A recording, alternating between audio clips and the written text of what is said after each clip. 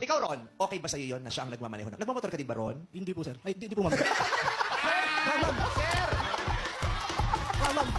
Teka lang! Ron!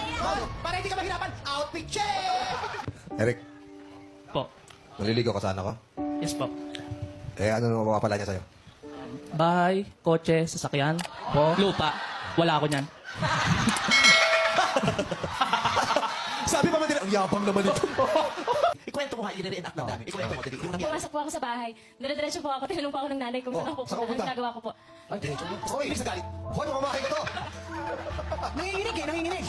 Bakit ito? May kwento mo nangyari. Naiinis po talaga ako sa galit. Tapos sinanap ko po si Lester. Asa si Lester? Asa si Lester? Lester? Lester? Naliligo po ako ba? Tapos sabi ko nung kapatid, naliligo daw po. Asa si Lester? Ay, naliligo siya eh. Lester, sabihin mo, kwento mo. Go. Tapos Nakaka-insecure ba akong mag-successful? Sorry po. Nabulol lang. Successful! Danica, di ba anak ka ng mama mo? Ba't natalong pa yun?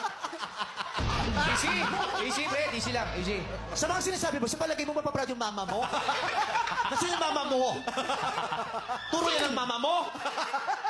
sino